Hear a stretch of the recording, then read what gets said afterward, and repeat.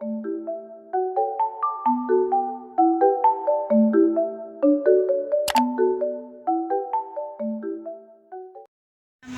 warahmatullahi wabarakatuh.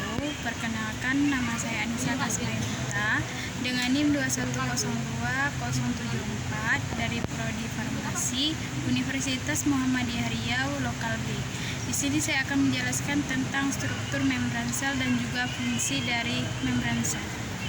Membran sel adalah sebuah struktur selaput tipis yang mengelubungi sel. Struktur membran sel yang pertama ada fosfolipid, yang artinya berikatan dengan molekul fosfat. Satu unit fosfolipid terdiri atas bagian kepala dan ekor. Bagian kepala tersusun atas fosfat yang bersifat hidrofilik, yaitu menyukai air, sedangkan bagian ekor bersifat hidrofobik, yaitu menolak air, yang tersusun atas lipid. Satu unit fosfolipid berpasangan dengan unit fosfolipid lainnya dengan posisi saling berlawanan. Selain lipid, membran sel juga tersusun atas protein. Ada dua macam protein penyusun membran. Yang pertama, protein integral. Letaknya menembus dua lapisan lipid dan berfungsi untuk menyatukan kedua lapisan lemak. Yang kedua, protein perifer. Letaknya menepat di permukaan lapisan lipid. Protein dan lipid ada yang berikatan dengan polisakarida atau karbohidrat yang membentuk glikaprotein dan glikolipid. Fungsi membran sel. Yang pertama, melindungi bagian sel.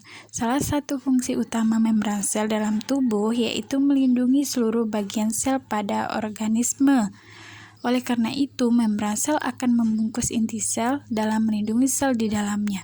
Yang kedua, memberi bentuk sel. Fungsi membran sel dalam membungkus inti sel di dalamnya dapat memberikan pengaruh terhadap bentuk. Bentuk sel tidak lepas dari kontribusi membran sel. Yang ketiga, media komunikasi antar lingkungan sel. Membran sel dalam tubuh memiliki fungsi lain sebagai media komunikasi antar lingkungan yang terletak di dalam maupun di luar sel. Hal tersebut menjadikan membran sel sebagai penjaga komponen sel terhadap lingkungan luar.